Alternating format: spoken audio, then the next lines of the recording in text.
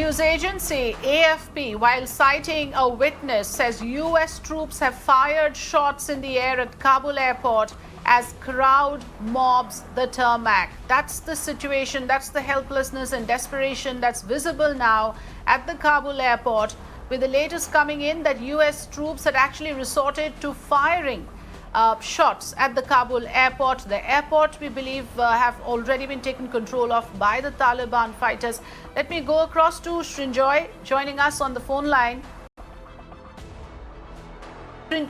Okay, I'm told Srinjoy is not connected yet, but important part here is that the chaos that we are witnessing, absolute pandemonium there in the Kabul airport, huge crowd at the tarmac. So people have now started crowding the runway, the tarmac. They've surrounded the aircrafts that were leaving, that are about to leave from this airport, hoping to get on. That's the situation. As you can see there, people are crowding around in the airport, and what we are given to understand is that U.S. troops have resorted to firing shots in order to disperse the crowd and to actually bring some discipline in there, which looks literally a tall order right now. Let me go across to Srinjoy Chaudhary joining me on the phone line.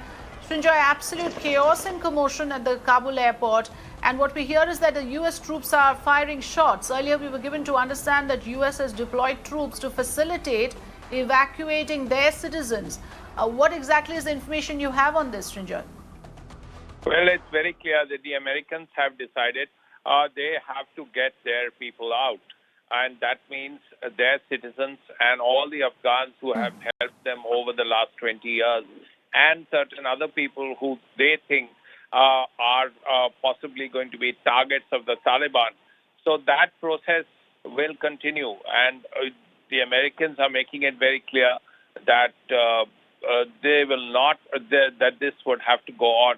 The point is, nobody knows who fired those shots.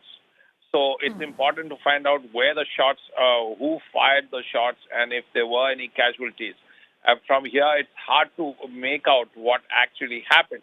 But the important point to note is that there is bound to be confusion. Everyone wants to leave Kabul. Everyone wants to go out outside the country.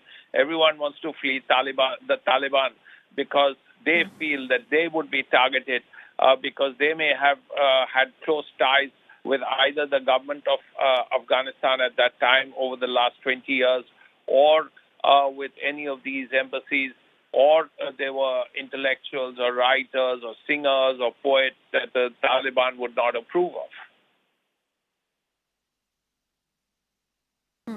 Absolutely, and that is what we see playing out, Srinjoy. The fact that there are people out there who refuse to stay on with the Taliban taking over. For them, it's the end game. They have to escape to fend for themselves and to save their lives. Thanks for joining us, Srinjoy, with the important inputs on this.